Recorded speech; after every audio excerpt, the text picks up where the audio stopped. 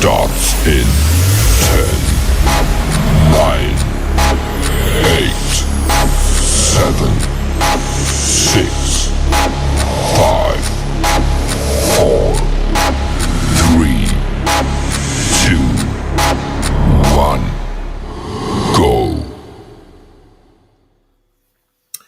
And good evening, everybody, and welcome to another Drop Zone episode with your boy Jeff Walsh. And yes, I am finally back after 2 weeks.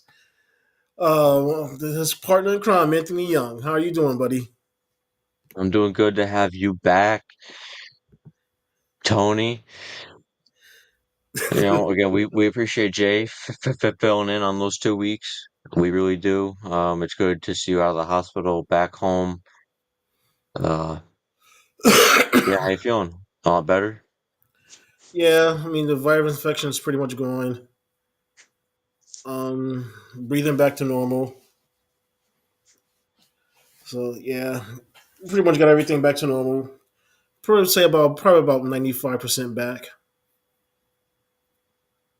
That's great. Great to hear. Yep, and once again, I want to thank Jason from JDW Sports. Um, if you're on right now, I'm pretty sure you're not. You're probably sleeping. But once again, thank you for filling in for me for those 2 weeks. Like I said, it's a pleasure having you on to begin with anyway. But the fact that you was able to fill in those 2 weeks, that meant a lot to both of us. And again, we wanted to say thank you for everything. Jason is part of, we're as part of Jason's JDW Network family. So, we appreciate the fact that you was able to step in for me. Yeah, we really do. Now he's working hard to recover himself from his stay in the hospital, so the fact that he was able to help us out was really huge for us. Yep. So, what do we guys schedule for this episode of season 5 of the what's been a bizarre NFL season? Yeah, again, we're gonna go over the key games or what I thought was the most like important games or the most fascinating games. We got a dummy of the week or a dummy of the young NFL season so far. Uh, and then we got our pick'ems from last week, and we will go over our pick'ems that we are going to be doing this week.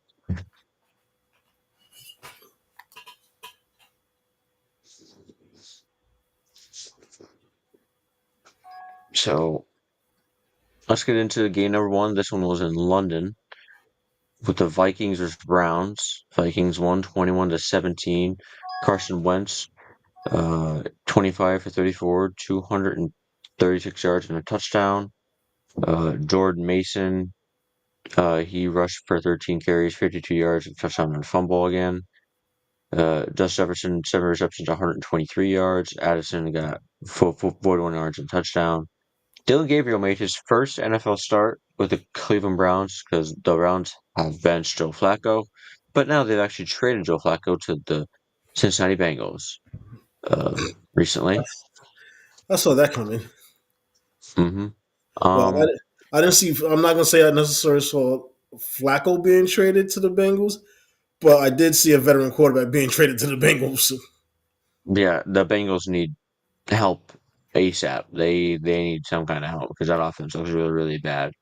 Dylan Gabriel again, he looked really good in his first game, 19 for 33, 190 yards and 2 touchdowns. Very consistent, accurate. That's what the Browns needed, and they almost won this game.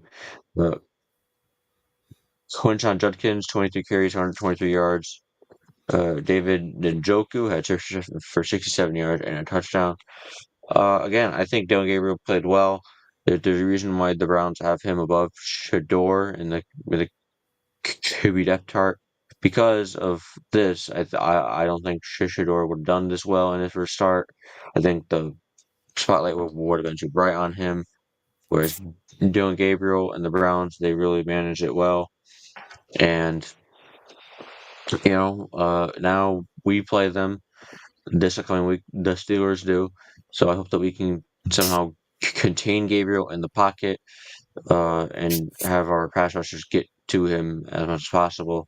Jalen Ramsey is still on the questionable side with the hamstring injury for us in the secondary. So, I mean, we'll see how the Steelers defense does against Dylan Gabriel and the Browns. But I think that this was a very impressive week one start from Dylan Gabriel. Again, it was a loss, but I think it was a lot better than what the offense looked with Joe Flacco playing. On the Vikings side, I think uh, it was easy for them at the end that they should have won, and they did. So, you know, they got to keep stacking up wins. And Wentz, I think, needs to stay as the quarterback because Josh Jefferson looks a lot better than when Jay the starting QB. Um, yeah, I didn't get to see much of that game because like I said, I got home Saturday, and instead of taking an extra day of rest, I actually went back to work that Sunday. And of course, Monday, my boss yells at me about it, saying, "You take." Yep,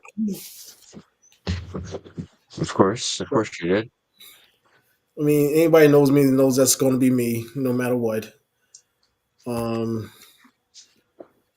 but from what I've seen from the highlights, yes, Gabriel did play pretty well. He did make a couple of rookie mistakes, but that's expected. He's a rookie. So yeah, I really don't have much more on that one, just for the simple fact that I didn't get a chance to catch any of the highlights of that game. So I'm just going to leave it for what you said on that part, as far as stats and stuff, and your take on it.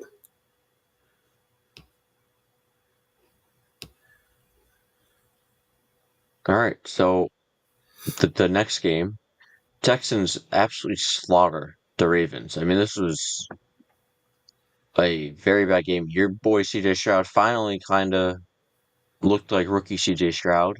It's been a kind of a rough year for that Texans team to start. Uh, Texans win 44-10. CJ only had four incompletions all game. He was 23 for 27, 244 yards and four touchdowns. Nick Chubb, the former Brown, 11 carries for 61 yards and touchdown. Christian Kirk had 64 yards receiving. Dalton Schultz had 60 yards receiving on five receptions. Nico Collins finally found the end zone on four receptions for 52 yards and touchdown. Ravens offense, defense, they are really, really just struggling right now. Cooper Rush, 14 for 20 to 179 yards and three interceptions. Derrick Henry on 15 carries only had 33 yards and got in the end zone. Zay Flowers, five receptions for 72 yards. I think, and this isn't just because I'm a Steelers fan, I'm really hoping this. I think the Ravens season is almost over already. Um, at this point, they're 1-4. Even with Lamar, the offense looked not the best. They can't really get Derrick Henry going all the way. I mean, he fumbles. He has like three fumbles this year already, and that defense is atrocious.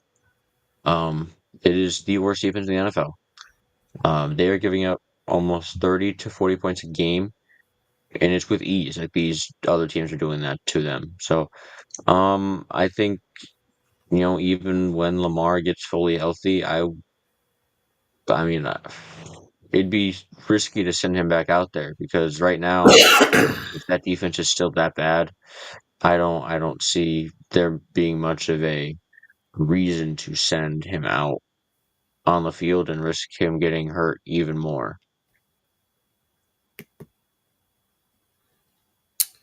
Hey Brian. Like, Um, yeah, they're 1-4. I mean, they're going to need Lamar to play this week coming up to save their season. I mean, let's face it, because I mean, if he don't play this weekend, and I mean, they're playing against the Rams. and that's not going to be an easy matchup. They need him to play, so they need to. This is a must-win game for the Ravens, and if they don't win this game, yeah, they might well just hang up the season and just put Lamar on the shelf because now then you're going to go 1-5. You'll be 1-5, and we're almost halfway through the season, and nothing looks good. Nothing looks promising. Like you said, the defense is the defense is atrocious compared to last season. Yeah, last season they struggled at the beginning of the season, but I mean they were showing improvements as the season went on. This season, you haven't seen any improvement. No, The it, defense, it's the been defense looks like it's regressing. To be honest with you,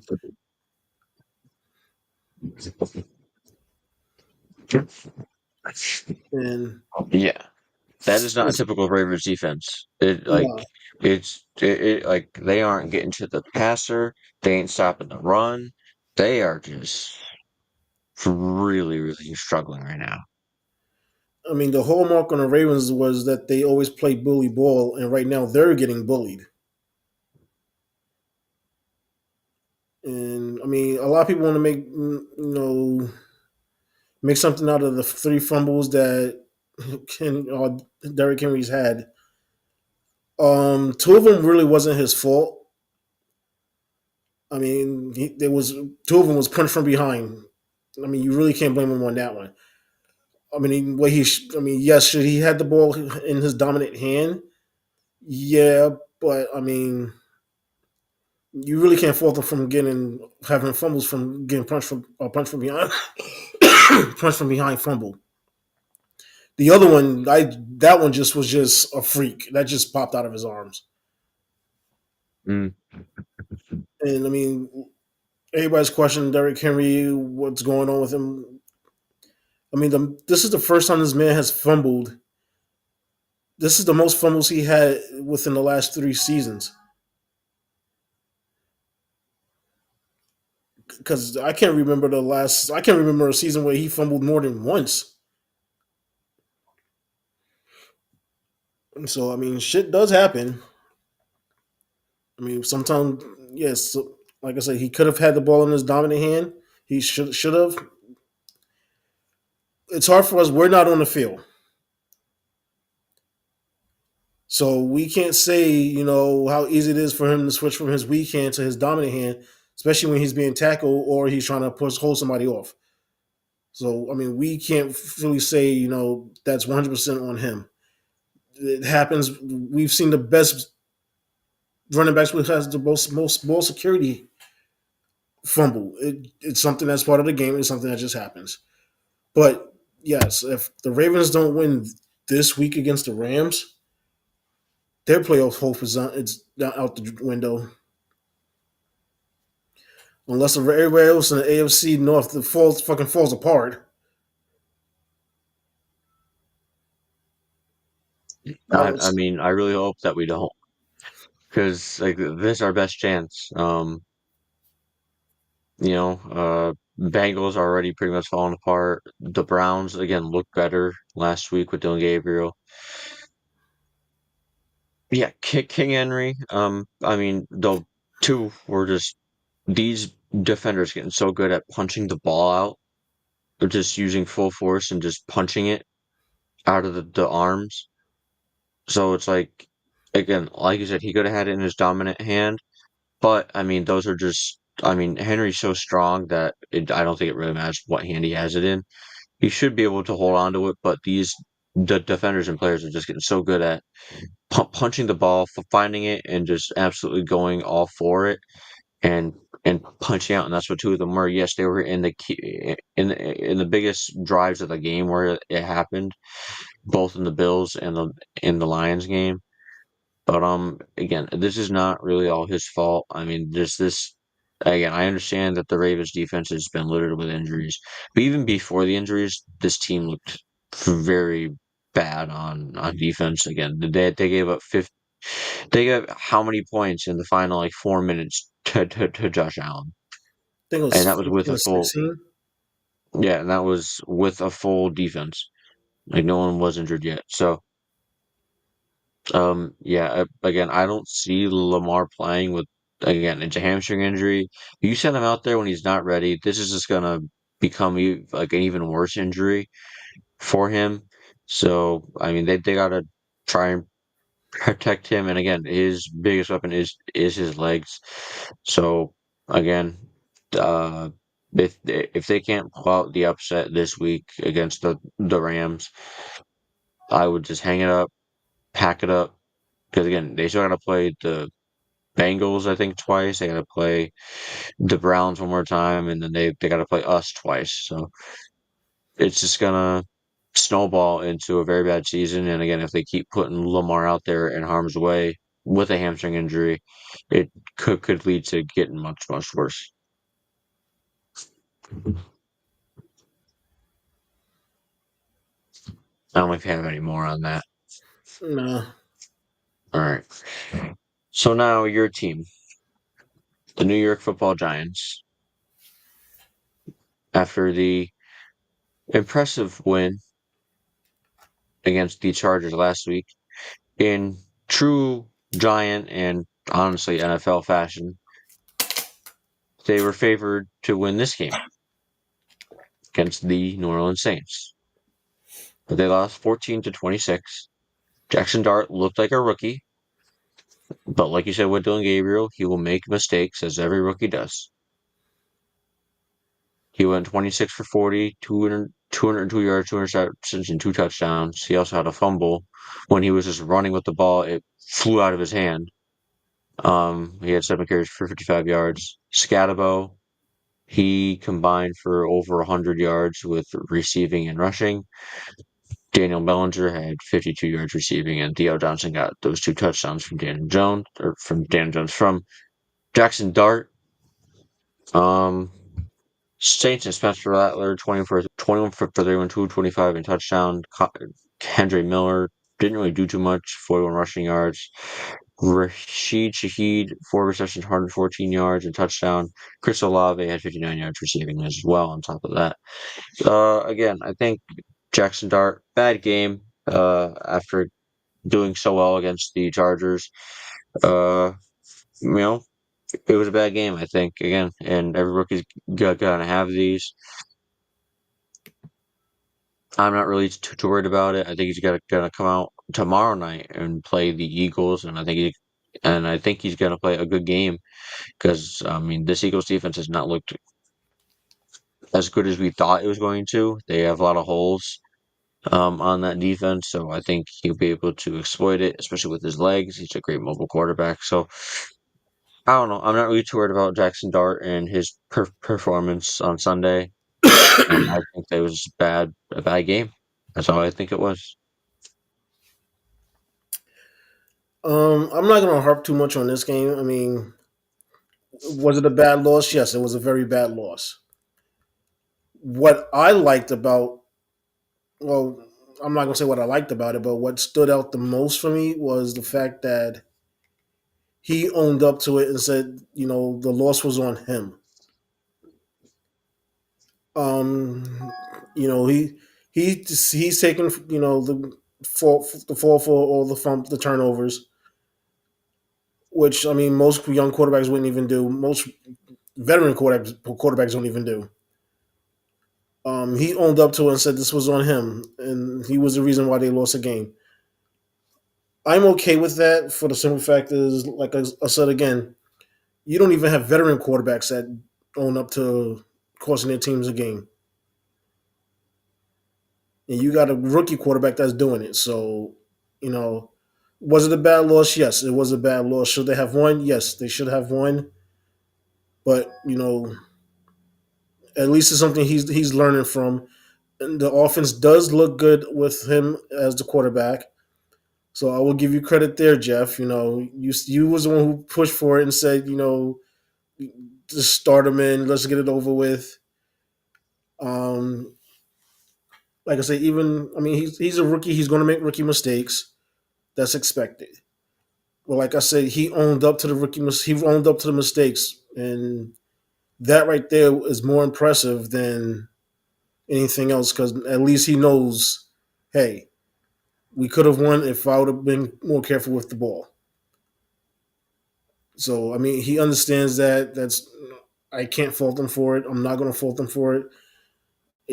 I'm not going to go on a rant about how they should have won and stuff like that because you know it's not warranted because he actually owned up to it. So I mean, again, the fumble was a freak one. I mean, I'm sure that you were watching it. If not, I mean, you were at work, so I don't know. But he was just running with the ball, and it pretty much just flew out of his hands. Like that was just that. Like that's really not going to happen again. The interceptions was he was. I mean, they were down in the game, and he was really trying to like rally them back, and he was kind of forcing the ball more than what he really should have. But he was really trying to just get this team back in it. And then Scatabo, he fumbled as well, and Darius Slayton fumbled too. So, I mean, I think you guys had that's five total turnovers. You're not really gonna win a game when you turn it over five times against any team. I don't care who they are. So again, this is a bad game from the Giants. They were on a very high from beating the Chargers team, and now they're kind of back down. And again, I like you said, I like that he took accountability for it because that's what you need out of a young QB. The offensive line actually doesn't look too bad. Uh, I think they're blocking well for him. When I was watching that game, he had a lot of time in the pocket to make decisions, especially in the first half. That defense really wasn't getting to him too much. Um, so again, this team looks a lot better with him at the starting QB.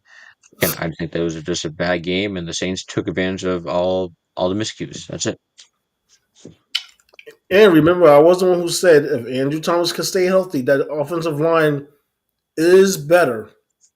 hmm You did say that, and it did. It looked better.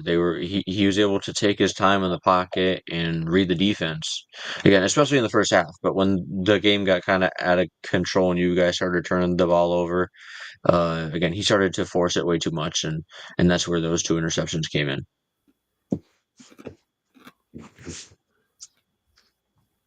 All right, so even though you guys lost, I'm sure you were very happy to see this. The Broncos beat the Eagles 21-17. Again, I picked them in the pick 'em. I had to go with them until they lost, and they lost. I think their miscues and their dysfunctionalness has finally caught up with them because realistically, they could be 0-5 if I think about it. Yeah. Again, like week one, if CD doesn't drop those passes, I think they lose against the Cowboys. That Chiefs game could have gone either way. The Rams game with the two block kicks, they should have lost that game. Um, week four, how come I can't remember week four who they play? Um. Oh, the Bucks. Yeah. Baker doesn't throw that interception late because the Bucks were rallying. They could have lost that game, and then they lose this game. So, again, I've been saying all year that the Eagles really don't look like a great team. And I mean, Jay, he tried to say the past 2 weeks that they are a good team. I just don't know. There's too much dysfunctionalness with this team right now. Um, I'll get to the offense in a second. I'll talk about Bo Nix and the Broncos. What a great game from them. Bo Nix didn't need to do too much. He had 242 yards passing and a touchdown. J.K. Dobbins, he did a good job rushing it on 20 carries. He had 79 yards and a touchdown. Cortland Sutton had almost 100 yards receiving. He had 99. And again, that Broncos defense is elite.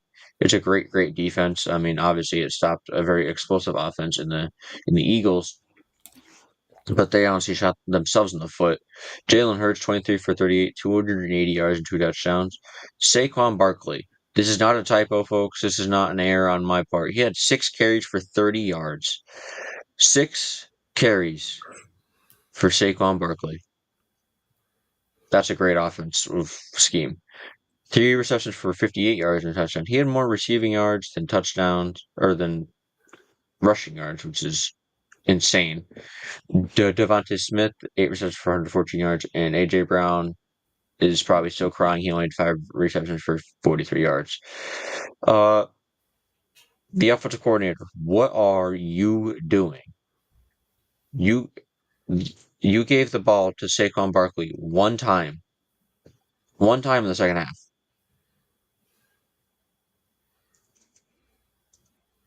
Like that's crazy to me. I don't get it. Like I think they talked about on ESPN. I think they ran 24 plays in the second half, and 23 of them were drop back passes. That's not winning football. You have Saquon Barkley. The strength of this Broncos defense is not the run defense. It is the pass defense, and the rushers can get to the quarterback with ease, as we saw in this game. Saquon averaged 5 yards a carry, 6 carries for 30 yards. That's pretty damn good. Why wouldn't you keep handing him the ball? I really don't get it. The offensive play calling. I think this defense didn't do too bad this week, actually, as much as I shit on them a few times, and they don't look as good as what we think. I mean, they held a good Broncos team to 21 points. It's just dumb, dumb and terrible play calling that is hurting them week in and week out, and they were able to squeeze by with wins every week. But it finally caught up to them this week, and I think next week Saquon should have at least 25 carries because that 6 carries is pathetic. As an offensive play caller to only give him one opportunity.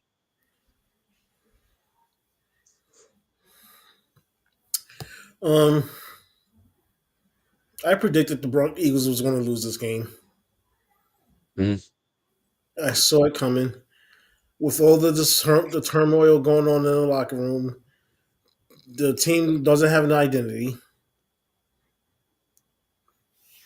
I mean, let's face it. They don't want to know if they want to be the Eagles that like to pass or the Eagles that want to run. The true identity is the team that prefers to run, but at the same time, you got unhappy wide receivers because they're not getting the ball. Or I knew from the beginning of the season that the Eagles were going to be in trouble when I seen that they was losing players, more players in the off season than it was gaining players. A lot of key players on, especially on their defense, left. So I mean, and they didn't really replace them with any big names. So I knew their defense was going to be in trouble, and the offense just they just look just discombobulated. They're like they don't know what they're doing whatsoever.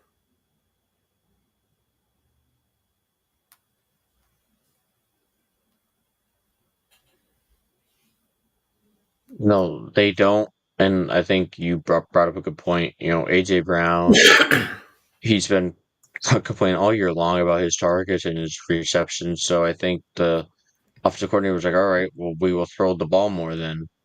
But then you're getting rid of your biggest weapon, which is Saquon Barkley in the run game. So he has to find a happy medium with this. You know, they they're not going to win games given the ball to Saquon Barkley 6 times. They're just not. Uh, they got to figure it out because again, they can't keep winning just by a luck play of someone dropping the ball, 2 block kicks. They're not going to keep winning like that in the NFL. All And right. you and you got to remember that even though they're playing the Giants this week, you are playing a team that has a fierce pass rush. Mm-hmm. Yeah. I mean, the back end might not be the greatest, but that front seven is forceful, Mm-hmm. and they can run. So they got not only are they athletic, they got speed. Yeah. I don't. I I hope that they're not overlooking this Giants team because I understand they lost to the Saints, but like we just said, I just think that was a bad game, and it's just a lot for Jackson Dart to learn from. So this Eagles team has to watch out. Don't take this Giants team lightly. It's not Russ starting. It's Jackson Dart. Yeah, All right, Raiders. Sorry. If it was Russell Wilson starting, I'll just tell him, just do whatever you want. Mm, yeah, it don't matter. But Raiders and Colts. I mean, freaking Colts. My goodness. I mean, we were. I mean, I know I was definitely wrong about this team. At the start of the year, I was laughing at Jason in the comments. I laughed at him in his face. Because I got the privilege of working with Jason. Um, I would laugh in his face when he talk about how good the Colts are going to be. I was like, yeah, okay. I mean, not with Daniel Jones starting, but Okay, my God, was I wrong? And I will admit when I'm wrong. okay, wait. Let's not get too far ahead. Yes, the Colts are doing good, but is it a really good Colt team or is it a favorable schedule? I mean, it's Daniel Jones starting. I mean, you expect him to make mistakes, and he's really not making mistakes. Yes, Because because like we're okay. So think if if that guy does not fumble the ball going into the end zone, they could have possibly beat that Rams team last week, true. and they could be undefeated. I understand they've had a pretty light schedule, and the division they're in is not crazy good. I mean, they played the Titans, the which I mean, the Jags are a lot better than what we thought they were going to be, and the Texans have not looked like the team that we thought. But Daniel Jones, again, the biggest harp on him is he makes mistakes, he turns the ball over. He isn't doing that this year. He's Yet, playing he's playing consistent football to where and again, he's in to me, I think the perfect system for him. They're not totally relying on him. I mean, Jonathan Taylor is going absolutely crazy this year. He is playing out of his mind. I mean, just in this game alone, he had 17 carries for 66 yards and 3 touchdowns. They're not putting all the weight on Daniel Jones to carry the offense. They have a great offensive line to where Jonathan Taylor can run the ball well.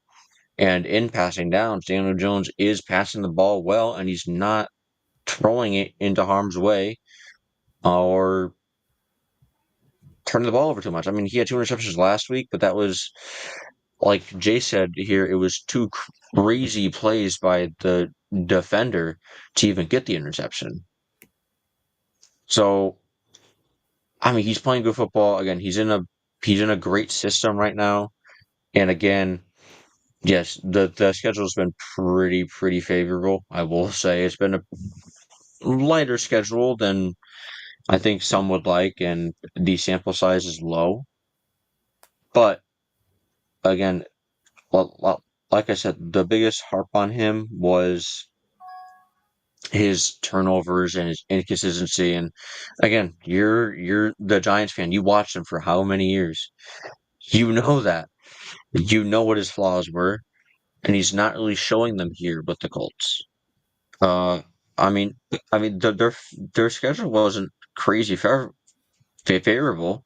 They played the Dolphins week 1. Okay, we didn't know what Dolphins team we were gonna get. Let's see. All right, they beat them easily, and then they beat the Broncos, who just beat the Eagles. which was a fluke because the Broncos was still figuring out their team because they had to bring Mhm. a lot of new parts. So we'll give them that. Uh, the Titans, like I said, I understand, but they have to play them in the division. They had to play them anyway. The Rams, which they only lost by 7, and then the Raiders. But they which play the turned Cardinals, out to be a joke. uh, yeah, which I understand. They just lost to the Titans, but that was again we will talk about that game in a little bit about that dumbass. And then they play the Chargers, Titans, and then Steelers. So I guess we really see what kind of Daniel Jones we're going to get. But right now, you have to admit he's not looking too bad. I understand that you don't want to get ahead of yourself or ahead of anybody, but he's not looking bad. What we thought isn't what we're getting right now. I'll put it to you this way: whether he wins or lose against the Chargers and the Steelers, if the game is close, I will concede that he's doing a great job. If he gets destroyed in either one of those games,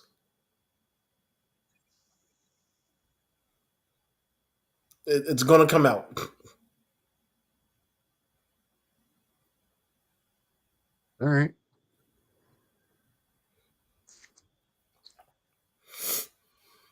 Do you have any thoughts on this very interesting game? It was a 34-point loss for the Raiders. I mean, they are. Well, I thought they were going to be a lot better. Geno Smith looks like a. He looks like the New York Jets. Uh, Geno Smith. He looks really bad. He has, I think, 9 interceptions, 8 interceptions this year. That leads the NFL. I mean, this is just. It seems Yeah, bad. I don't know if it's a bad Raiders team or just a bad quarterback. Because I mean, it's not like he has the same coach that he had in Seattle, so it's pretty much the same offense, and he looked good with Pete Carroll. So I'm not sure. I'm thinking maybe a combination of both: a bad Raiders team and just a bad Geno Smith finally coming down to reality.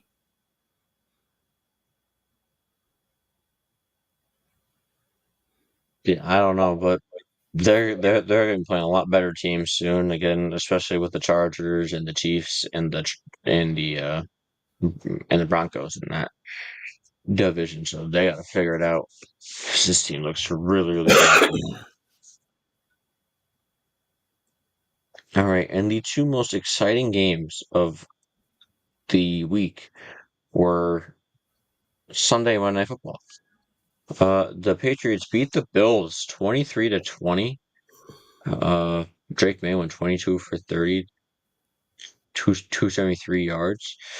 Ramondre Stevenson only had 7 carries for 14 yards, but he got 2 touchdowns. Also had another fumble. A lot of fumbles from running backs this year.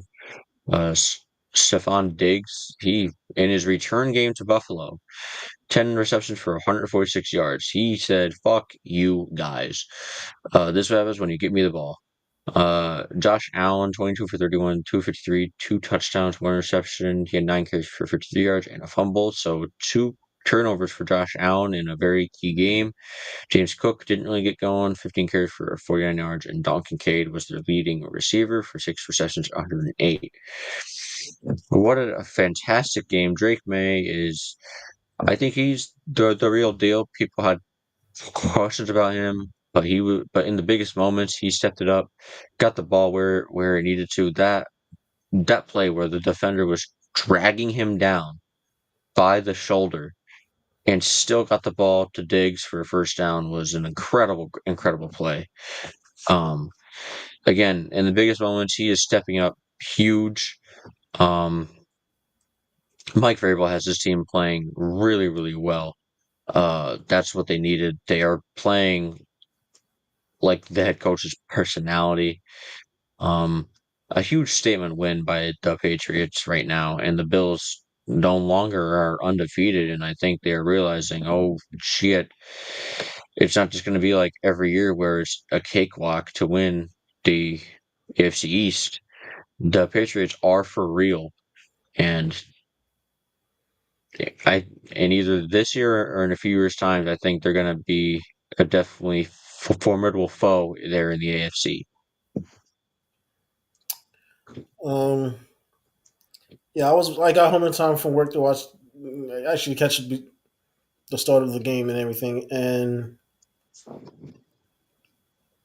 at first, I was when we did our pick'ems, I was teetering back and forth whether I pick the Bills or the Patriots, or I figured, with Diggs coming back to Buffalo where he used to play, that it was going to be too much. His mouth was going to get him in trouble. Surprisingly, I mean, Diggs did something that I never thought I would see him do. He shut the fuck up. Yeah, I know his play talk. I mean, he literally just shut the fuck up and went on the field and played. And and remember, I said at the beginning of the season when we was making our predictions. I said when it comes to New England, I said if they Stephon Diggs just keeps his mouth shut and play ball, they will be good. Sunday, that's exactly what he did. He kept his mouth shut. He played ball. He showed that he was a leader on the team. Hmm? He got the team fired up when they needed to. They was going blow for blow with Buffalo. Yes, I know Buffalo's defense is a little banged up, so is their offense, but yeah, they was step for step with them, and they did end up beating Buffalo. And you're right, like I said earlier, that's not even as long as Diggs keep his mouth shut and they can keep playing that way. Buffalo might not win that division. You know that they can't have this loss snowball on them. I mean, it was just miraculous plays by Drake May and Diggs. Uh, Again, Diggs let his play on the field talk. He didn't need to say a word. He just went out there and balled. He got open, and Drake May was finding him over and over and over again. So again, Patriots got to ride this high wave of win, and the Bills cannot let this just snowball on them. I don't think they will, but they really can't. The the biggest thing I will say that I liked with Diggs, Yes, it is. It's good to see Tony back. thank you everybody, was the fact that when that young running back when he fumbled, the fact that Diggs walked over to him on the sideline, put his arm around him, and was encouraging him. Hmm. That right there showed me that Diggs was like, okay, this is what we need to do. Hey, don't let this, get your head down. Let's do this. We got this. Come on, let's go. Yeah, he was being a leader, which is what he needed. Oh There's boy, Jason. here he is. There's Hello, Jason. Jay. With the new logo and everything, that logo looks so freaking good. Oh my goodness. That looks sharp. Just sharp logo.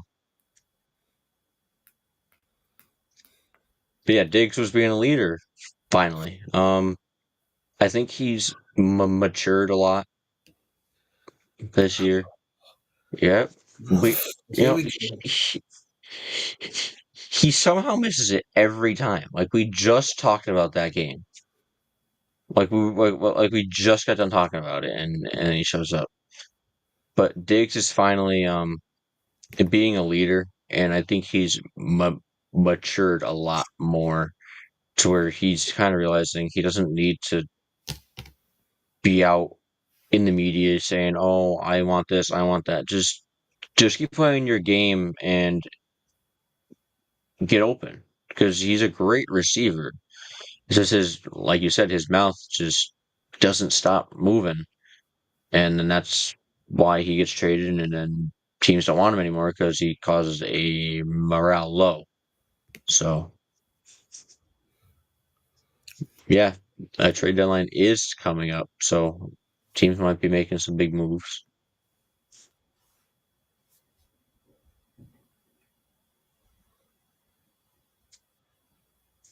Yeah, I saw that this morning. Yeah, they're even sort of just like, just screw this season already. I don't care. Yeah, I don't know if you have anything else on that game. Again, Patriots pull out a crazy win against the Bills this last week. Oh God, here we go with the Indiana Jones crap. Yeah, again, Indiana. Daniel Jones is playing really, really well. Yeah, I don't know about comeback player of the year. Let's just hold the reins there, bud. There, let's hold the reins there, bud.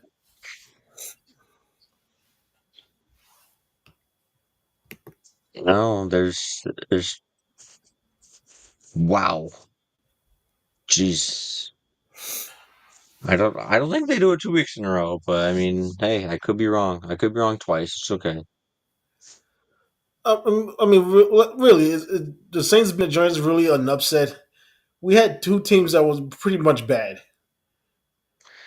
I mean, the expectations from the Giants make it an upset because they just beat the Chargers, which is a lot better of a team than the Saints.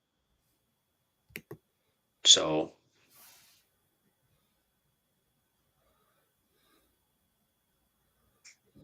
again, that's exactly what the Giants did. I'm sorry.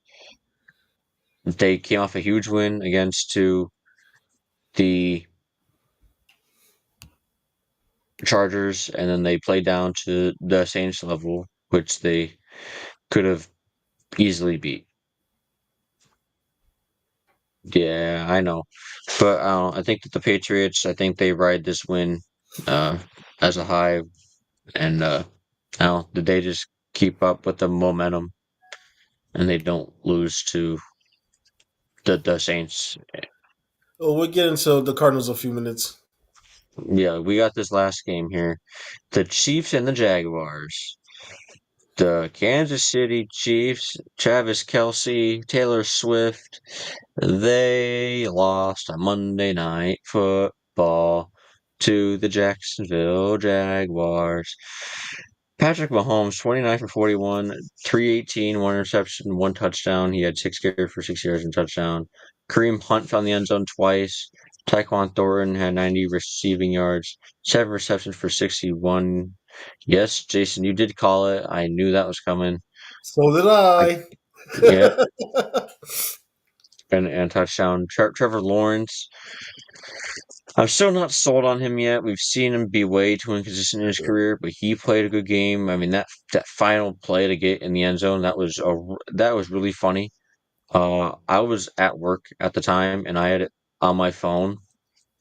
Uh, and I was walking around doing the final walk around of the store, and I hear my two coworkers bust out laughing. Like they're laughing like really, really loud. I'm like, what the fuck happened? That was so funny in a football game. Um, and I come back and I see the replay, and he fell on his ass not once but twice, and still got up and got in the end zone. Um, I got a Chris Jones. I don't know if you've seen the replays of him, Tony, and how he was just standing there watching the play happen. Um,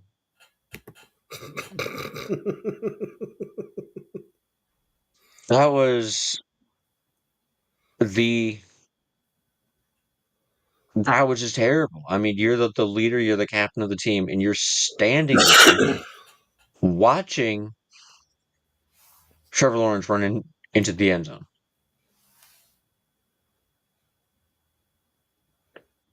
Either that or he's not giving a fuck no more. I don't know. That was just terrible. And then in the post game, he kept saying we've got to tackle better. We've got to do this. We've got to do that. You got to move your fat monkey ass to get to Trevor Lawrence to stop him from getting in the end zone. You don't just stand there and watch him.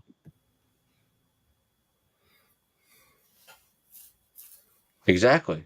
That's all these players care about is the money. They want their money in the offseason, and then they're like, I don't really care actually. Um, that was just atrocious. He did that earlier in the game as well. He just kind of stood there and just kind of watched it happen. As a leader, again, as a captain, you just can't do that. I hope Andy Reid showed film of that and just highlighted him and called him out. I hope that that's what happened because I mean that was just terrible, terrible, terrible, terrible. Um, and Lawrence looked good this game. Do I think it's going to continue? I no, because I've seen him be way too inconsistent. But Chris Jones,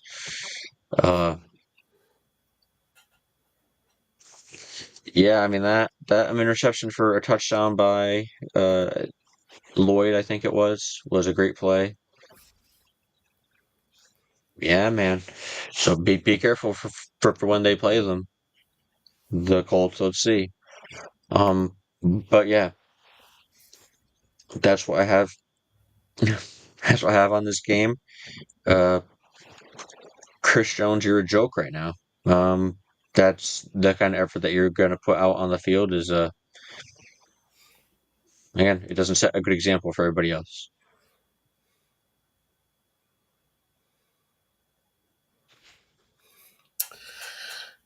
Uh, now, I did say last week, even though I wasn't physically on the show, I was watching you guys, and I was joining in when you did your pickums. And I did say that I saw the Jags beating the Kansas City Swifties because said it before. They're going back to planning the honeymoon, Mhm. and what happened? They was planning the honeymoon. That's why Chris Jones couldn't tackle Trevor Lawrence. I don't know. He He was didn't even attempt to he, tackle him. He just he stood was there and he was watched it. trying to find out, where he was sitting at the wedding reception. Oh, okay. I said this at the beginning of the season that them announcing their engagement is going to cause a problem for this team. We've seen it in week one. Travis Kelsey runs the wrong route, injures Xavier Worthy. Worthy calls him out about it. We've seen all season long this team is not looking nowhere near as a team that we've used to seeing with Kansas City.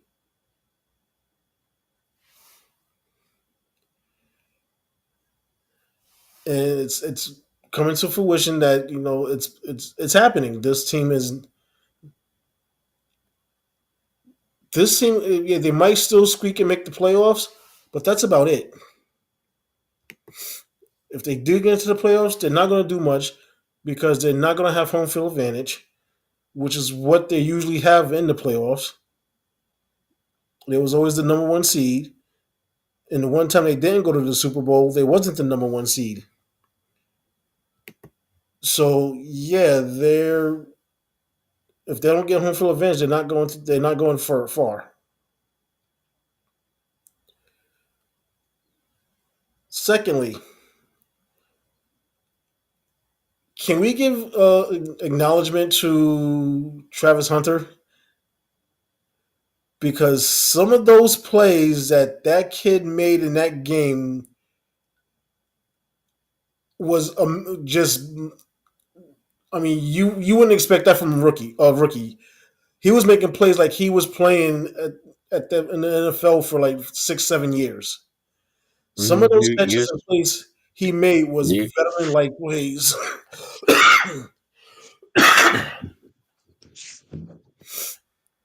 man, he was making amazing plays.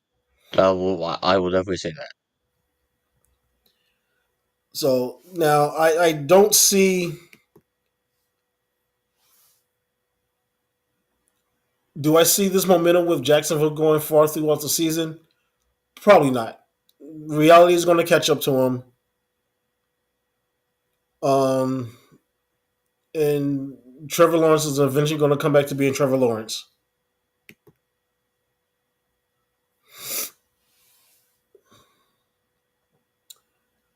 But that defense, yes, I will say Delvin Lloyd, yes, definitely is a nominee for Defensive Player of the Year because that guy is just, he's been all over the field, and oh my God.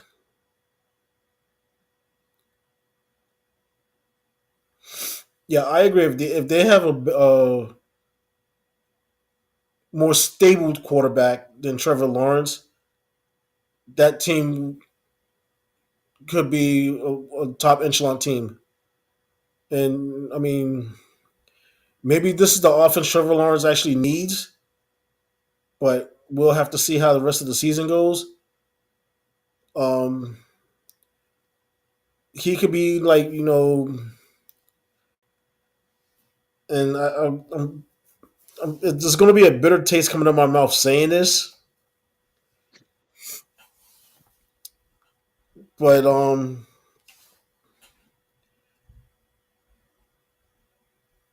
he could be basically what Daniel Jones is with the Colts right now to Jacksonville because he's making smart plays. They got him in an offense that looks like it suits him, and he doesn't have to be Trevor Lawrence. He could just be the quarterback, which is the same thing Indiana's doing with Daniel Jones. As much as it pains me to fucking say this shit. Oh boy. But But yeah, they're not making him the superhero. They're not exactly. making him have to do everything. Now Which, that last play was quite interesting. I mean, how do you let a guy fall down not once but twice, gets up and still scrambling for a fucking touchdown? hmm Somebody, please make that make sense. Somebody make a tackle. Somebody move. Chris Jones, big number 95. Move your ass. Get to the quarterback. Please. I mean, this Chiefs defense is not as good as we're used to seeing it. That's a fact, for sure. Usually, again, like Jay said, I mean, when's the last time the Chiefs were up 14-0 and the, the other team came back and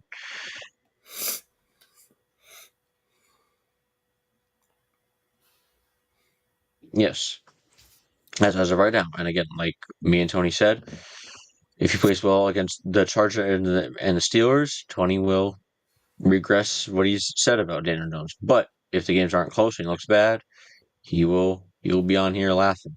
So yeah, the Chiefs, again, like Jay said in the comments, Mahomes can't do everything for this team. He can't. It's not the same team as what he's had. That the defense isn't what it's used to being, and the offense is struggling. I mean, it's not struggling, but it's not. The offense is struggling. hmm They can't get a run game going. I mean, they just can't.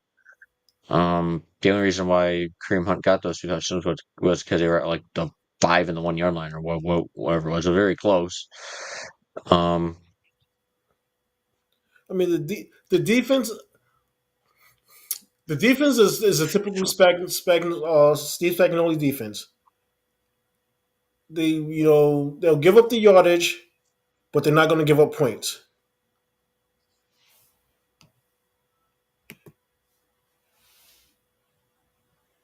Yep, exactly. Spag defenses mhm. are known for being physical, all right.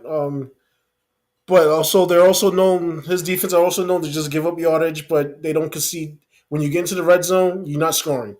You're pretty much walking away with 3 points, and that's pretty much Not, about it.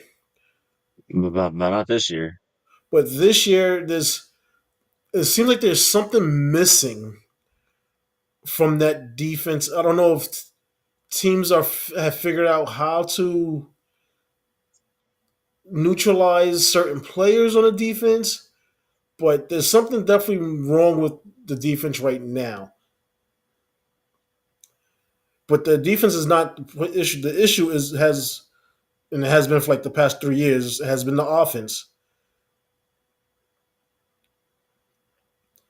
The Kansas City Swifties are too busy going on tour, and now they're planning their honeymoon and their engagement and their wedding, and that's all of the shit that should have been done in the off season. This is what puzzles me with this team right now is, and I blame Travis Kelsey for this one.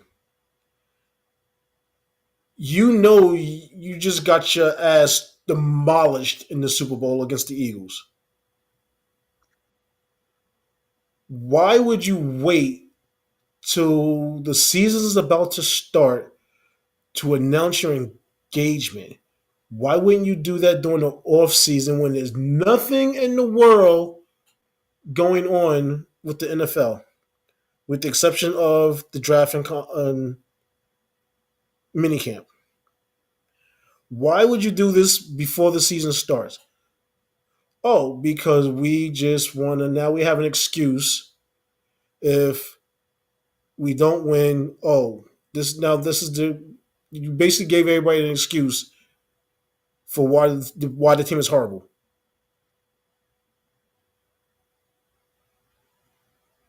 That's all you basically fucking did. And I called it before the fucking season even started that this was going to happen.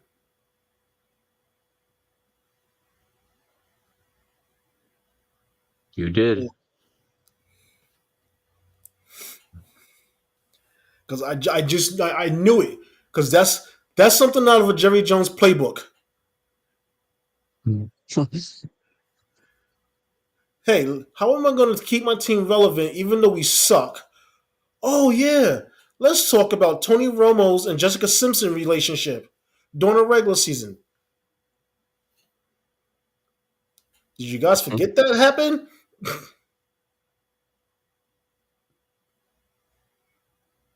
Nope. So yeah, I'm. This doesn't surprise me at all. Like I said, it just gives them a way to gives them an excuse for other people, other networks and podcasters and stuff like that to say, oh well, he was yeah. I saw this coming when before the fucking season started.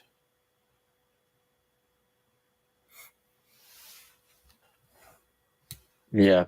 I mean, again, you did. Again, this was the only way to keep them relevant. So we talk about them before the season. And again, like you said, it gives other networks and podcasts an excuse to as as as to why they're bad and not here. That we don't care. We do not care. In the words of Mike Tomlin, we do not care um, about their honeymoon, about what they're gonna do with the wedding. I don't give a shit. Go out and play football. And right now, this is just distracting them, the entire team, for whatever reason. But it it's hurting the team clearly. Where they lose on Monday Night Football to the Jags.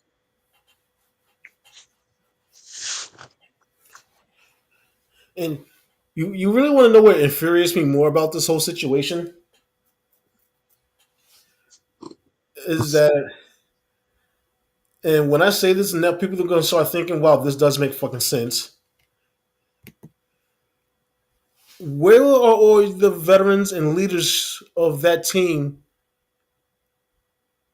that once this was announced, nobody? Why didn't somebody pull Travis Kelce aside and say, "Hey, what are you doing? Why didn't you do this during the off season? Why are you doing this now?"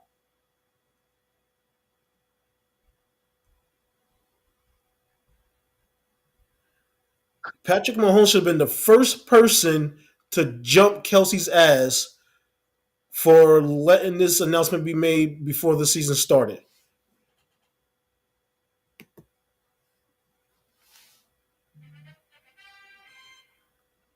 He's probably so fed up with this shit. And Andy Reid should have been. I mean, the whole organization should have been like, you know what? We're just not gonna play you. We're just gonna go with somebody else. We're just gonna let you go. Go play your wedding. Take this rest of the season off. Be done with them because it's pointless.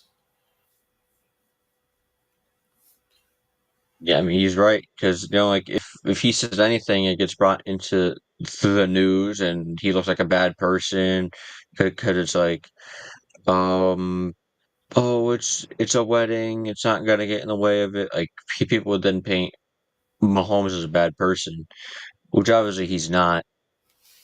Um, yes, being Mahomes, he has to be careful with what he says, um, because people will just look at it. Yeah, either that or people will just look at it as, oh, it's a wedding, and why can't he just be happy for his teammate and all the other shit? So I understand like what you're saying, but man, he's so big that he can't really risk saying anything about that without being made as a bad person.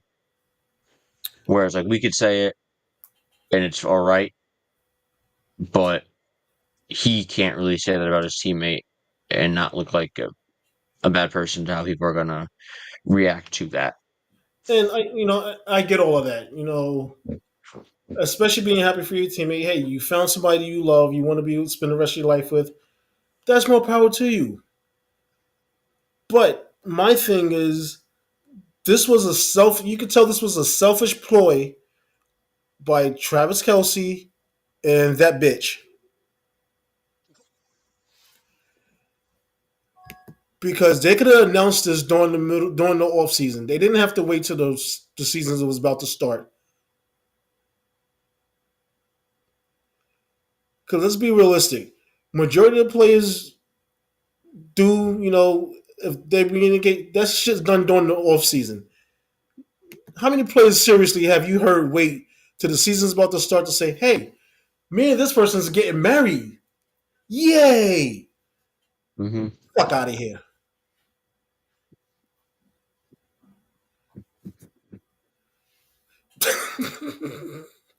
Well, if it's a positive marketing scheme, I just blew it up for them. I mean, they could have done it a week after the Super Bowl. They could have done it during the fucking NFL draft for all we care. Hmm. But not like minicamp starting. We're engaged. Like, I don't know. This team has stuff to figure out, which is insane to say when they have Mahomes at QB, but they do. They have a lot to get taken care of. All right, Jay, like you kind of mentioned the Cardinals. I'm a bit worried about them, and their head coach got fined $100,000 for his actions in the game on Sunday. Which I don't. I mean, I agree with the fine. I don't agree with the amount of the fine. Hmm. Um, so the Arizona Cardinals running back DeMarcado, um, he had a breakaway touchdown that would have sealed this game. Um,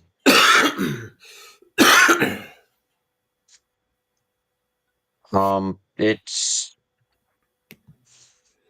a stupid play. Dummy. Me Yeah. and Jay talked about this play happened with the Colts last week with Adion Mitchell.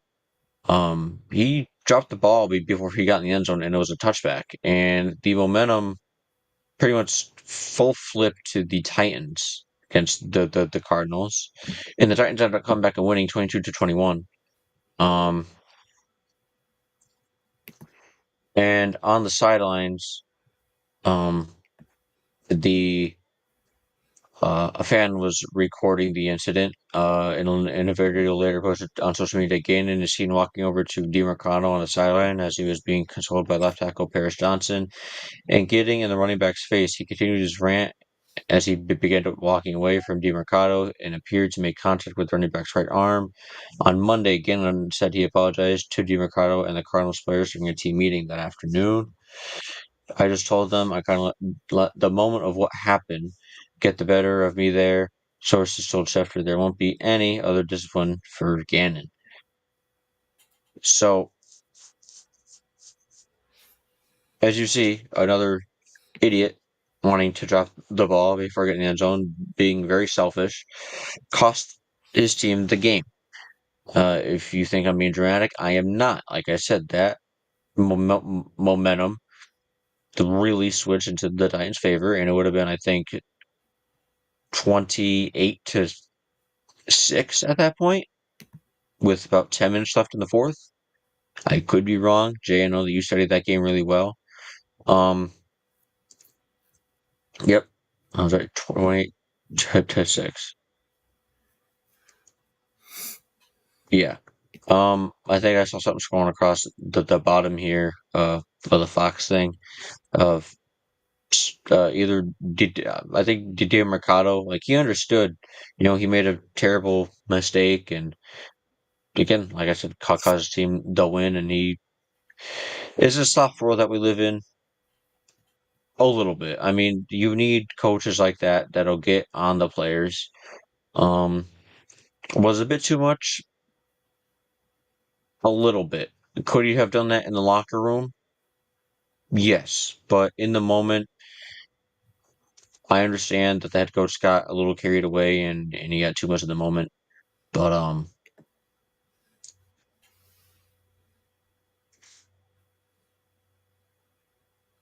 yeah. Um, again, yeah, $100,000 fine for his actions. And Mercado, uh, he understood. Just a coach harping on the player was a little excessive, yes, but I really don't mind it. If my coach did do that to me after making that uh stupid play, I wouldn't think that he cared that much. So I'm I don't have a problem with what the head coach did.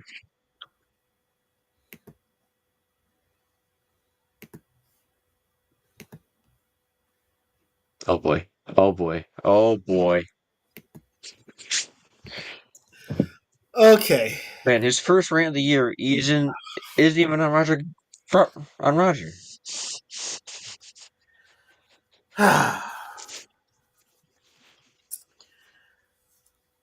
I'm gonna start by saying, does he deserve being fined for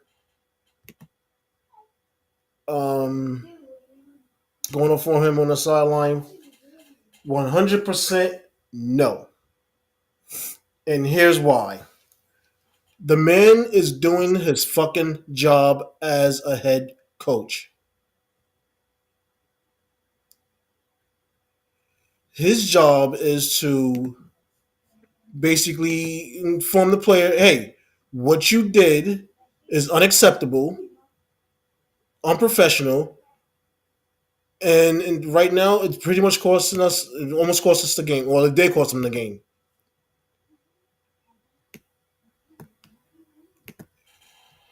Just because you're a cream puff player and you can't take criticism, or we got cream puff fans that don't want to see. I don't even know if this guy's even a fan favorite player right now. Getting yelled at on the sideline. Guess what? This guy makes millions of dollars. I'm okay with a coach ripping into his ass for not crossing the goal line with the ball in his hand, fumbling it before you get him to cross. What do you want him to do? Walk over to him and smack him on the wrist? Hey, don't do that next time. Make sure you cross the goal line. The fuck is this? Powder puff football?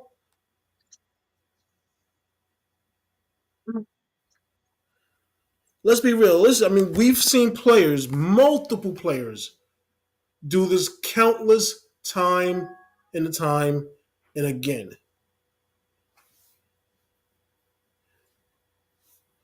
I mean, how many times have we seen Deshaun Jackson do this stupid ass shit? Hmm. Again, And it's crazy. nobody, We saw the Colts player do it last week. Last week, it was done. What? Like, and so now, sorry, you continue. so now we're getting on the coach for fucking doing his job, for getting in the player's face and telling him, what he did wasn't proper, wasn't professional, wasn't right, and it did end up costing them the game. How was that different than any? Yes, I understand. Okay, yeah, the shit was caught on by a fan filming it on his phone. Okay, who fucking cares?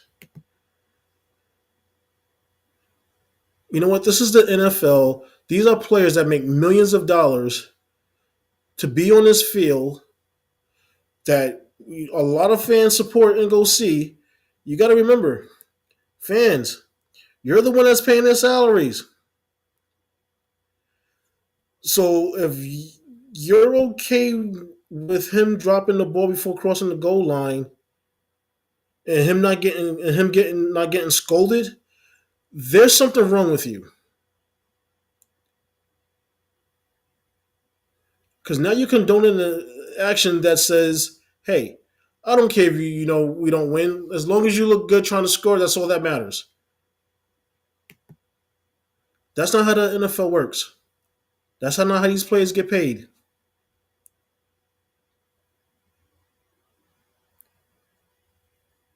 So I'm perfectly fine with the head coach going off on him about him fumbling the ball before crossing the end zone. It was one thing if somebody came up from behind him and punched it out, but that's not what happened. He let the ball go.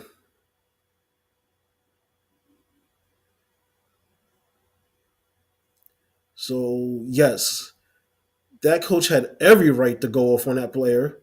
No, he doesn't deserve to be fined. If I was an organization, I would fine that player $100,000 and then take that $100,000 and pay the fine for the coach.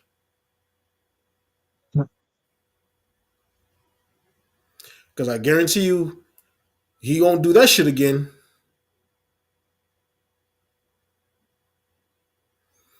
No, I ain't got much more to say than what you just said. I agree with that. Again, I've played a lot of sports growing up. If I did something that stupid, I would encourage my coach to do that. Uh, to yell at me and tell me that what I did was wrong. I don't have a problem with it. Um, and again, Jay's right. The media perception, and they blow it out of proportion a lot of, you know, and again, like I said, this is a head coach doing his job. And what people don't realize is this happens in the locker room, on the practice field, all the time. Just the cameras aren't there to see it.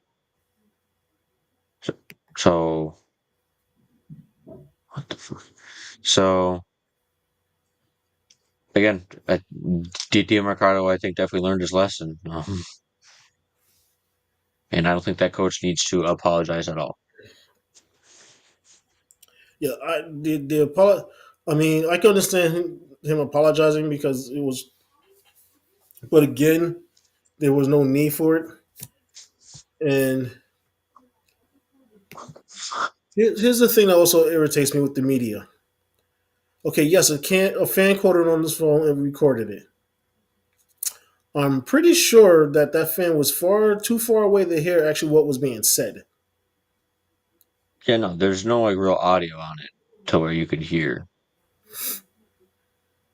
So yeah, just because he was getting in his face, he could have been just scolding him in a nice way, saying, "Hey, this is not what we do on this team. We need to be focused and stuff like that." Without that audio, the media can make up anything they want. And like always, that's what happens. Yeah, I mean, it was. I mean, I don't know if you've seen it, but he was really like ripping into him. Like he was like forehead, like I mean, he was like headbutting him. Like that's how angry he was, and all right, I don't know what the fuck Jay's doing, but he was like headbutting him, and he was like really like ripping into him. But yeah, I mean, it was probably just like, what are you doing? You can't be doing that. That's unacceptable. And again, the media is just gonna run with it and make it out to really what it's not.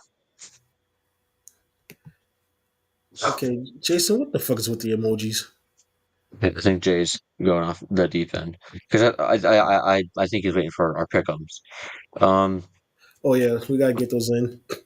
all right. Last week, if you've realized that it was a pretty bad week for you, but it was a pretty bad week for me too. Not a wow. In the group, we all got 60 points. A very bad week. Um, That was in a the horrible Dolphins, fucking week. in the Dolphins and Panthers game, me and you picked Dolphins. Frank went with Panthers. Uh, we all picked the Colts. We all picked the Bills, the Cardinals, the Bucks, the Chargers, the Giants, the Rams. Me and Frank picked the Eagles. You picked the Broncos. Um, the Lions, the Texans. Me and Frank picked. You picked the Ravens. You picked the Jags. Me and him picked the Chiefs, and me and him picked the Vikings, and you picked the Browns. So that was a pretty rough week. I will agree. All right, Chet, to answer Jay's question here. So the Survivor Week pool that he's in is worth a lot of money. And Jason, I can tell you right now, he is not in it anymore. Um, the the the big one he's in is worth in grand total, I think you said 30 G's, $30,000. And he is not in it anymore because he picked the Bills, even though I told him not to. I told him not to pick them the entire week. He still picked them, and they lost. So he's got one strike on that. He picked the Bills. So again, I tried to warn him, but he didn't want to listen. So this week we got Eagles and Giants. I went with the Eagles. Of course, I'm going with my Giants. No, I know you are. Uh, Broncos Jets. I'm taking Broncos. Yeah, yeah, me too.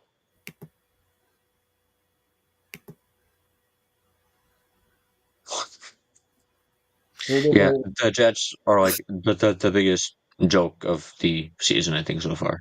That they look really bad. Cardinals Colts. I'm going with the Colts. I mean, Colts.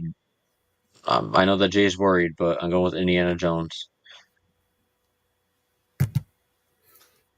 Chargers Dolphins. I'm going with the Chargers.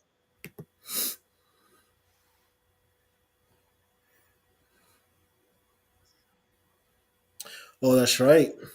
Mm-hmm.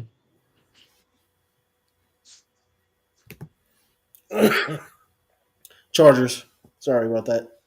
No, you're good. But yeah, Jay has a point. Jay has a point.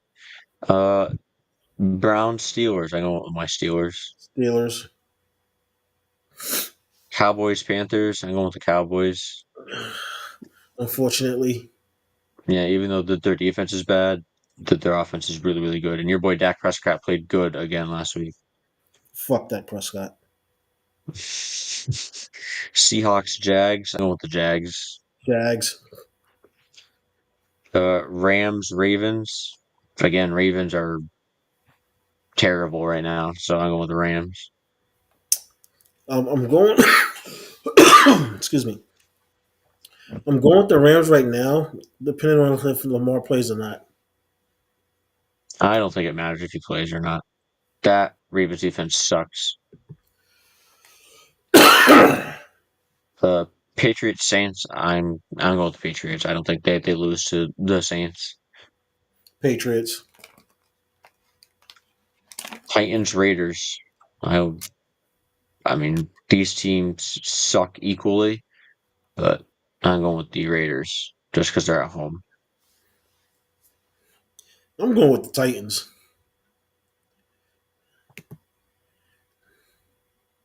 Yeah, Rattler's good, but I think that Drake May is better. 49ers Bucks. I'm going with my guy Baker Mayfield and the Bucks. Bucks. Bengals Packers. That's easy one. Is it really? Do we know Yeah. which Jordan? Do we know which Jordan Love is going to show up for the fucking game? I don't think it matters. The Bengals are so bad. How are you not sold on May? I think May played a really good game. He made a fantastic play in that game on Sunday. Yeah, I kind of gotta agree with you, Jeff. I don't know how he's not sold on Right, May he yet. is really good. I mean, he had a bad game against the Steelers, but the Steelers defense is finally turned around after those first two bad games. So I don't know. Lions Chiefs. You're going with the Swifties, right? Yeah, we all know I'm not going with them fucking jackasses. I'm going with the Yeah, Lions. yeah. I want Lions too. Bills Falcons. Bills. I don't think they lose to Yeah, they're gonna. the This is gonna be a bounce back game for the Falcon. The Mm, Bills. They're gonna beat the shit out of the Falcons. yeah, Bears Commanders. I went with the Commanders. Um, call me crazy, but I got this as my upset game of the week. I went with the Bears and Caleb Williams and the Bears. Yep, because I went with the Commanders. Washington. Remember, Washington has a lot of injuries currently right now. Yeah, but Daniels came back and the offense looked better with him. I don't think that the Bills get upset twice in a row. I don't see that happening. Yeah, I don't see that happening. Fuck out of here with that. Yeah, those are our picks.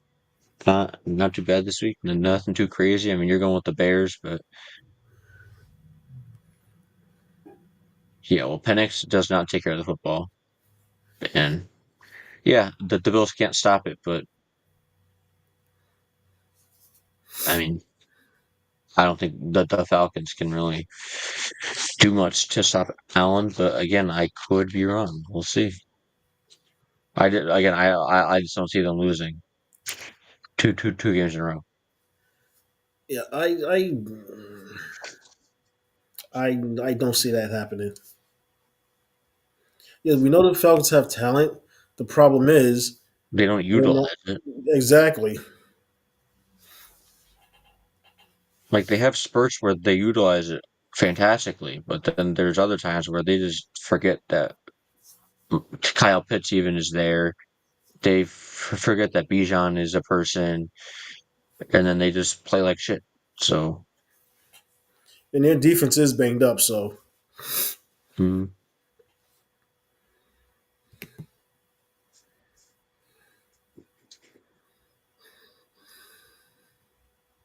we'll see. and we'll see if Jay has any other questions or comments, and because he missed the first half of it.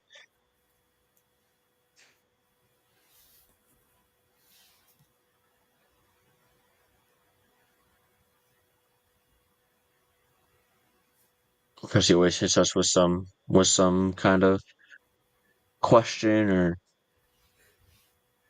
oh boy, Here we go. yeah, he has two words for us: Indiana Jones. Yep, Yep, there there you it go. is.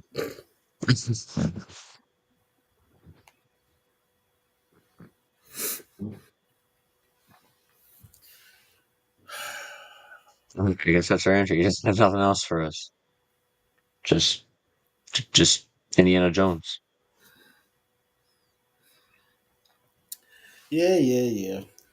Like I said, he got a tough stretch. I'm willing to see how he does, and if he does, if Hmm. he, win or lose, if he keeps the game close, I'll give the Colts credit, and I'll give him credit. If he gets blown out in any of those fucking games, it's over.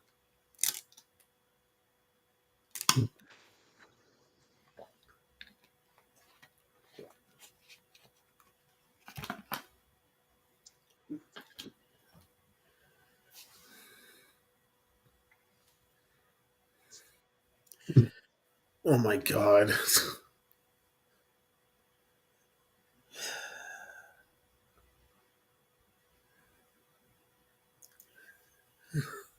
I can't with this guy. He he he's one of a kind. He is unique. Yep, and again, Jason, because I know you wasn't on earlier. Why? Again, thanks again for filling in for me those last 2 weeks. Yes, I mean, you did an awesome we job. because I know that he was busy. He was recovering as well, and then his network pumps out a lot of content all the time. So he's a busy guy. So we really appreciate him fitting us into to his schedule.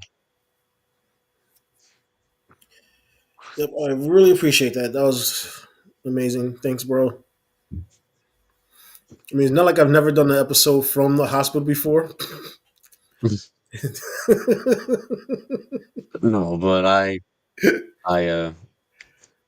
But I was being grounded this time. yeah, I told you don't even. We have people now. We don't need to be doing that.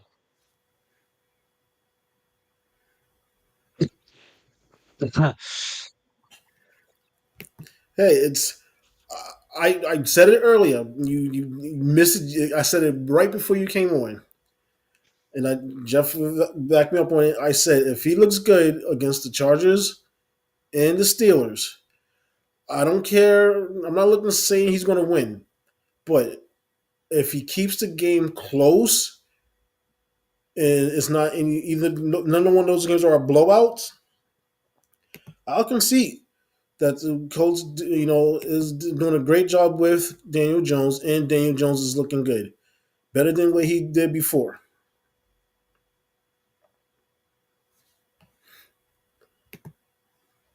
Wow. Whew. All right, there, buddy. Don't write But checks he you asking cash. but he's worried about the Cardinals. Interesting.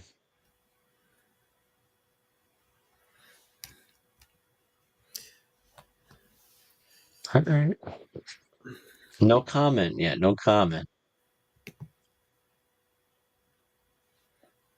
That's shocking. I mean, I kind of understand why, because I mean it's more easier to get ramped up for a Steelers type of game or a Chargers type of game because of the division leaders and stuff like that than it is to get ramped up for teams that are bottom feeders. So I mean, I could see where he's coming from with that,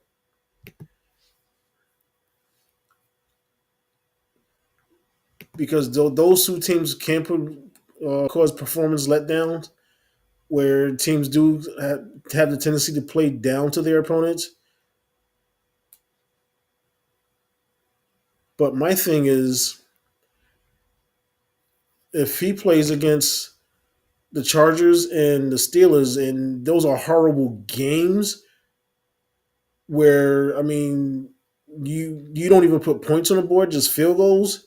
Yeah, he's gonna. I'm gonna rip into him.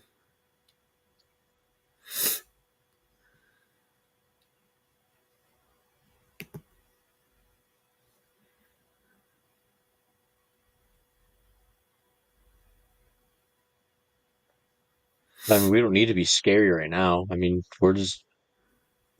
we are beating teams who we need to beat. I mean, that's it.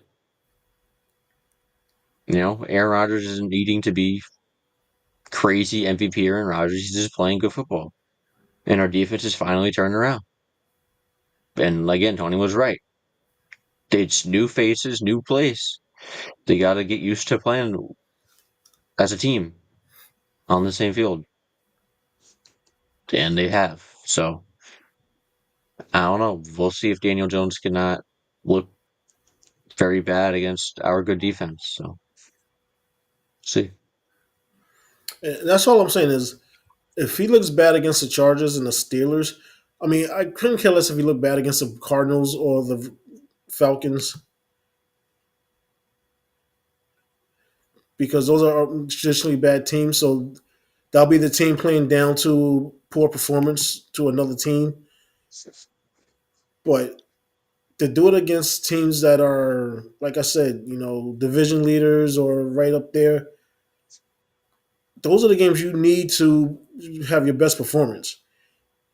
And if you're throwing interceptions or you getting into the red zone and only could produce field goals, yeah, a couple of I told you so's might come out.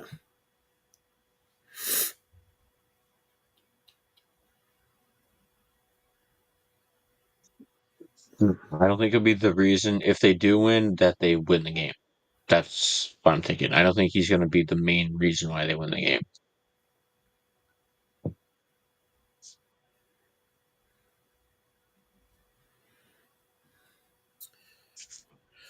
All right, we got anything else? Oh, I'm good. I'm all right.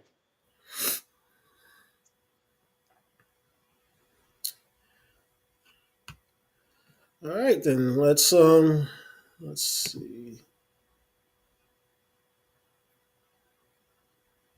Yes, Tyler Warren has been great. He's a great tight end. I just got him in a few fantasy leagues. He's been great. I think he might hurt us a little bit, but we shall see in a few weeks when we play the Colts.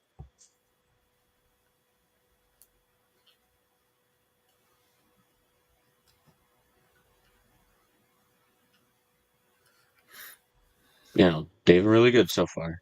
They have been really good. They could be 5-0 if A.M. Mitchell didn't fumble the fucking ball in the end zone or before he crossed it. What a I know. And again, I like that Tony admitted I was right too. The offense has looked better with Jackson Dart starting. The team does look more energized. And again, that they played a good first half. It was just all those turnovers just hurt them so much.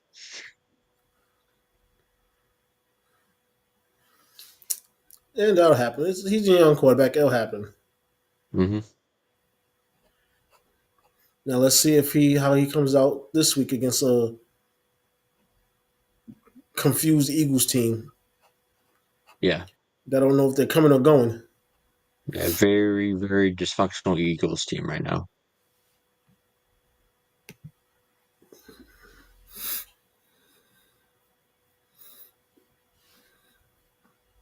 Yep. And like I said earlier, I appreciate the fact that he owned up to those turnovers and said if he would have protected the ball better, that we would have won. So yeah, I can't be mad at him for it.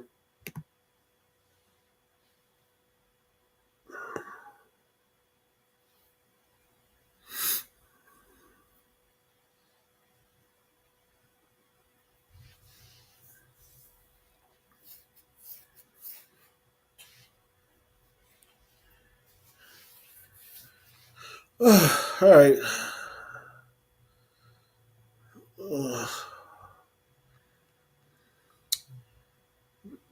It's been a while. What we got left? Oh yeah, the sponsors. Haha.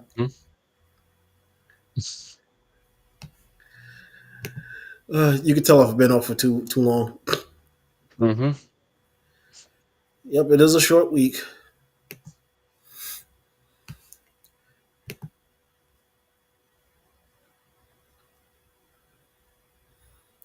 Something has to be done about what? The turf. Oh yeah, they. Everybody should go back to just fucking natural grass. Yeah, because there's been too many Achilles and ACL tears in the past few years. Everybody just needs to go back to natural grass. I mean, yes, it's more of a pain in the ass to maintain,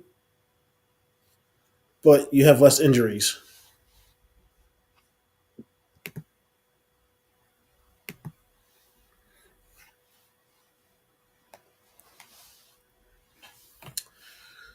All right, so for everybody to remember, we are still sponsored by Doobly. Doobly Energy. You know, for you gamers out there, that's what basically their energy drink is designed for. Is for you gamers that to stay up for numerous of hours playing online gaming.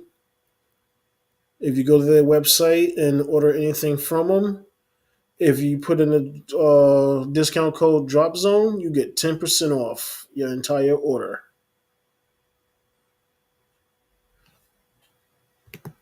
Which I actually do need to order some more because I'm down to my last probably 3 cups worth of.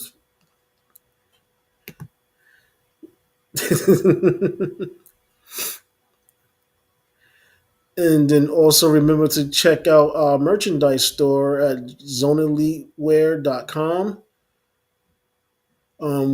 I did just put up some new breast cancer merchandise for Breast Cancer Awareness Month, which we are very advocate about here at the Drop Zone. Yep. So I just put out some new merchandise for that, and there will be more coming soon. The breast cancer merchandises are only going to be in 3 colors. There's going to be either pink, black, white, and there might be a dark pink depending on the designs. So again, check those out. And once again, if you order over $35, and if you use the code Drop Zone, you get 15% off. I was about to say 35% off. Woo! I'm not that generous. You'll get 15% off your entire order. And hopefully next week, by the time we are on the air, yeah, Jeff should have his My stuff. his shirt for him. Yeah, my mom said there was a package on the table and I forgot to bring it back upstairs. So No, that's I not don't know. yours. Okay. Because I had made a Oh, mistake putting the order in the first time. I had to cancel it, and then that's when I got sick. So as soon as I got out of the hospital, I reordered everything. So you should get it between the 15th, the 13th, and the 15th. So you should get it the day before we go back on the air. all right. I mean, unless they sent you another one that I don't know about. Hey, shit. Yeah, no. Oh, it's my new shoes that I ordered that I Oh, got. It's my new work shoes because my other ones have gone to shit. So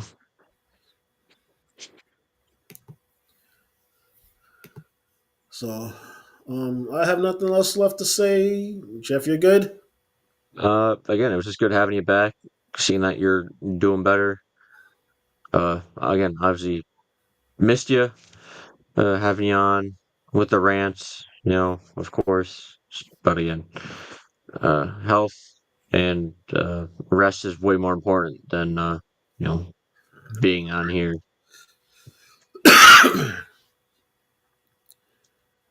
Yeah, well, you know me. I know. I had to tell you, don't even. Just stop. Take a hang a little bit and just rest up and get better. And again, we want to thank Jason for filling in. Jesus.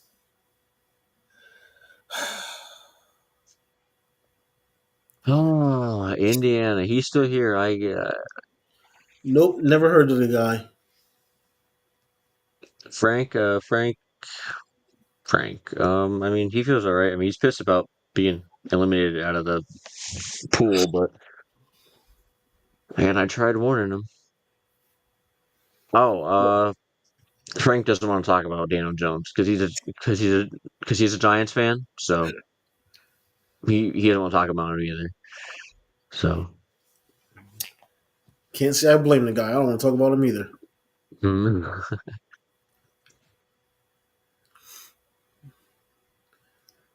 All right, so yeah, I guess we'll see everybody next week. yep. Same And time, then, same place. yep, and again, Jason, thanks for everything.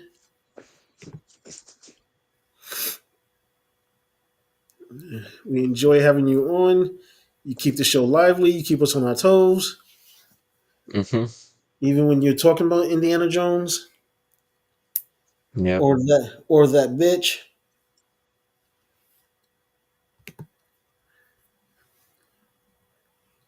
You know, I should be more nicer. No, but then he hits you with a comment like that. So I should be more nicer towards her, but yeah, that wouldn't be my style. no, no, no. She a bitch, Yep. and Travis is one too. Well, I wasn't gonna go that far, but okay. I ain't gonna disagree. I don't care. All right, see everybody next week. Bye.